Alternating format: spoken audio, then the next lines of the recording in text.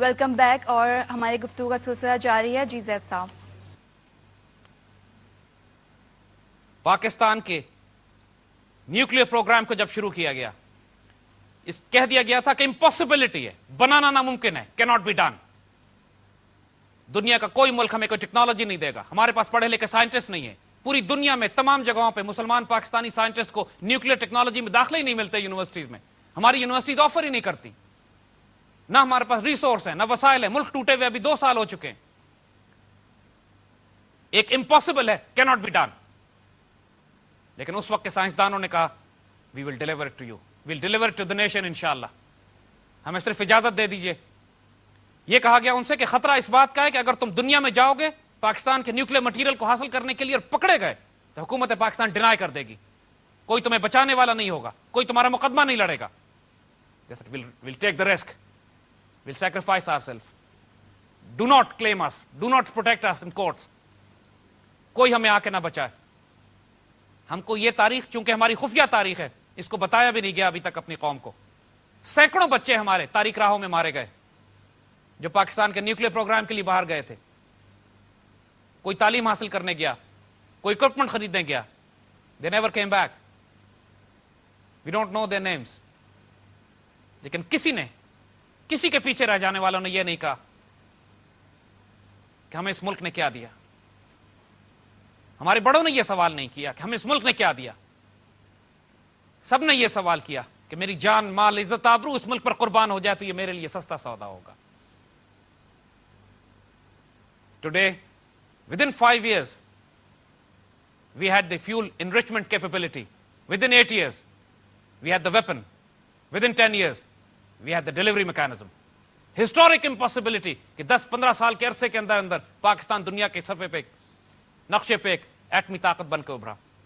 جنونیوں, دیوانوں, عاشقوں اور ہمارے پروفیشنلز اور ٹیکنوکریٹس, انجینئرز, ڈاکٹرز اور سائنٹسٹ جنہوں نے ایک امپاسبل, ہسٹورک امپاسبلٹی کریٹ کر دی کہ وہ پاکستان جو 71 میں ٹوٹ گیا تھا عالم اسلام کی عظیم ترین قوت کے طور پر 10 سال کے اندر ابھر جاتا. یہ حکومت وقت نے نہیں کیا.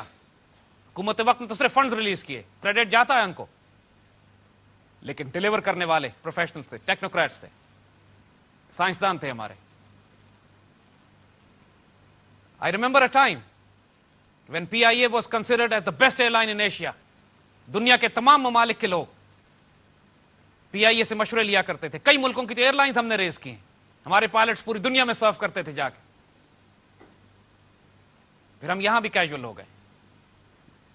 لیکن یہ وقت یہ عشق اور جنون کا ہے. ایک شاندار مستقبل اس پاکستان کا سامنے رکھا ہوا ہے. ایک عظیم ترین تاریخ ہمارے آگے ہمارے لیے لکھ دی گئی ہے. صرف خوش نصیب ہوں گے وہ لوگ کہ جو اس پاکستان پر سب کچھ قربان کر کے اس تاریخ کو حاصل کرتے ہیں جس طرح ہمارے بڑوں نے پاکستان حاصل کیا تھا. ہم آپ کو صاف صاف بتا رہے ہیں جو اس خطے کا پوٹینشل ہے, جو اس خطے کے خزانے ہیں, جو اس خطے میں ہیرے بکھرے ہوئے ہیں اس کے افراد کی شکل میں, اس کے سائنسدانوں کی شکل میں, اس کے انجینئرز اور ٹیکنوکریٹس اور پروفیشنل کی شکل میں, یہ امت کی آبرو ہیں. اس امت کی آبرو ہیں آپ لوگ. اعلیٰ ترین تعلیم یافتہ قوم جس کے پاس جو صلاحیت, جو وسائل ہیں. اور جب اللہ تعالیٰ نے یہ وسائل اور سہولتیں, کرم اور فضل ہم پر کیا ہے تو اس سے خیانت نہیں کیجیے گا کبھی. اس پاکستان سے خیانت نہ کیجیے گا کبھی. یہی PIA دوبارہ, یہی ریلویز, یہی وابڈا, یہی تمام ہمارے ادارے کہ جو آج بات کی جا رہی ہے کہ ان کو پرائیویٹائز کر دیا جائے, وائٹ ایلیفنٹس بنے ہوئے ہیں. 2 سال کے عرصے میں ہی آسمانوں کی بلندیوں کو چھو رہے ہوں گے صرف اگر ہم یہ فیصلہ کر لیں کہ اس پاکستان پر اپنی جان, مال, عزت, آبرو قربان ہے, اس کو نقصان نہیں پہنچنے دیں گے. ہمارا سب سے بڑا ایشو یہی ہے, انکمپٹنسی اور کرپشن. جو لوگ انکمپٹنٹ ہیں, بہت سے لوگ ہیں جو کرپٹ نہیں ہیں لیکن وہ انکمپٹنٹ ہیں, اور بہت سے لوگ ہیں جو ہائیلی کمپٹنٹ ہیں لیکن کرپٹ ہیں. ہمیں صرف ایک بیسک کمبینیشن چاہیے کہ ایک ایسا شخص جو نہ انکمپٹنٹ ہو نہ کرپٹ ہو. اور ایسے لیڈرز چاہیے قائد اعظم محمد علی جناح کی طرح جو یقین, محکم, عمل, پہم اور محبت فاتح عالم پر. ایک شخص نے صرف وزٹنگ کارڈ بھیج دیا قائد اعظم کے پاس جس پہ لکھا ہوا تھا بردر آف قائد اعظم محمد علی جناح. اور قائد اعظم نے اس کارڈ کو دیکھ کے پھاڑ دیا اور اپنے اے ڈی سی سے کہا کہ آئندہ اس سے کہنا اپنی شکل نہ دکھائے مجھے. کہ یہ جرأت کردار کہاں سے لائیں گے؟ اور ایک شخص جو یہ جرأت کردار اپنے اندر لے آئے گا وہ قوم کی تقدیر تبدیل کر دے گا. یہ ایک ڈپارٹمنٹ کے لیول پہ بھی ہو سکتا ہے, ایک آرگنائزیشن کے لیول پہ بھی ہو سکتا ہے, اور ایک قوم کے لیول پہ بھی ہو سکتا ہے. یہی قوم تھی, یہی ڈس آرگنائزڈ پاکستانی قوم تھی جس نے جنون کی حد تک جب فیصلہ کر لیا, ہمارے سائنسدانوں نے, انجینئرز نے, پروفیشنلز نے, کہ ہم نے ایٹم بم اس ملک کو دینا ہے, نیوکلیر میسائل کیپیبلٹی دینی ہے, وی delivered in less then 10 years. یہی پاکستانی قوم ہے کہ جب موٹر وے پہ جاتی ہے تو ماشاءاللہ لائن پہ فالو کرتی ہے, انڈیکیٹر بھی دیتی ہے, اور وہی موٹر وے پولیس ہے جو کرپٹ نہیں ہے. ایک جنون چاہیے ہوتا ہے, ایک پیار چاہیے ہوتا ہے. You are the finest of the finest which this country has produced. اس کی لاج رکھیے گا, اس ملک کے ساتھ خیانت نہیں کیجیے گا. ایک قسم کھا لیجئے کہ جس محکمے, جس ادارے میں آپ ہیں, 2 سال کے عرصے میں اس کو عروج پہ پہنچانا ہے. یہ کیوں, کیسے ہو سکتا ہے کہ اس کو جب ملک کے اثاثے بیچ دیے جائیں پرائیویٹ ہاتھوں میں تو وہ تو پروفٹ کمائیں, لیکن جب یہ خزانے ملک کے پاس ہوتے ہیں تو نقصان میں ہوتے ہیں؟ کیسے ہو سکتا ہے؟ ہم نے اپنے نیوکلیر اور میسائل پروگرام کو تو پرائیویٹائز نہیں کیا, لیکن اس نے تو ڈیلیور کیا. ہم نے موٹر وے تو پرائیویٹائز نہیں کی, لیکن وہ تو ڈیلیور کر رہی ہے. سینکڑوں ایسے چھوٹے چھوٹے ادارے ہیں جو اپنی استطاعت اور بساط سے زیادہ پرفارم کر کے قوم کو دے رہے ہیں. اس پاکستان کے حوالے سے آنے والے وقتوں میں خوشخبریاں ہیں, اس کو اپنے آپ کو ان خوشخبریوں کا حصہ بنائیے گا. مرحوم اشفاق احمد صاحب فرماتے ہیں کہ یہ پاکستان صالح علیہ السلام کی اونٹنی کی طرح ہے. جس نے اس پاکستان کو نقصان پہنچایا, اللہ اس کے 2 جہان تباہ و برباد کر دے گا. اور جس نے اس پاکستان پر اپنی جان مال خرچ کیا, اللہ اس کی 2 جہانوں میں رحمتیں فرمائے.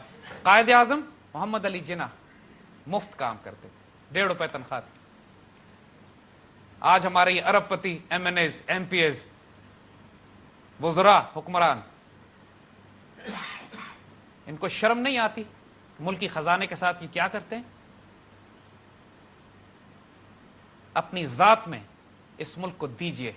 اگر آپ کی تنخواہ 10,000 روپے ہے تو 50,000 کا کام کیجئے. اس ملک کو دیں, اس سے لے نہیں. یہ ہمیں بہت دے چکا ہے. ہماری عزت, ہماری آبرو اس کے ساتھ ہے. پوری دنیا چلے جائیے, بہترین سے بہترین گھر اور گاڑیاں ملیں گی, عزت نہیں ملے گی. عزت یہی ہے, اسی مٹی میں ہم نے اٹھنا ہے, اسی مٹی سے دفن ہونا ہے. یہاں اسی کی خوشبو ہے جو ہمیں وہ عزت دیتی ہے, وقار دیتی ہے, وہ غیرت دیتی ہے جو ہم ہیں. ہم یہاں پہ اپنی گفتگو کو روکیں گے, لیکن آپ سے سوال لیں گے, جو چاہیں پوچھیں. اللہ پاکستان کا حامی و ناصر ہو, اللہ آپ کا حامی و ناصر ہو. اللہ اس کو تباہ برباد کرے جو اس پاکستان سے خیانت کرتا ہے, اور اللہ اس پر رحمتیں کرے جو اس پاکستان کے ساتھ پیار کرتا ہے. جزاک اللہ خیر.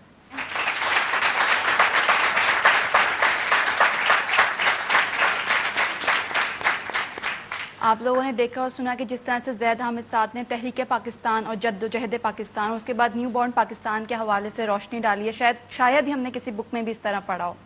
اس وقت ہم لوگ ایک سوال و جواب کا سلسلہ شروع کریں گے اپنے آڈینس کے ساتھ, لیکن اس وقت ٹائم ہو گیا ایک بریک کا. ایک بریک لیتے ہیں, واپس آتے ہیں. Don't go away.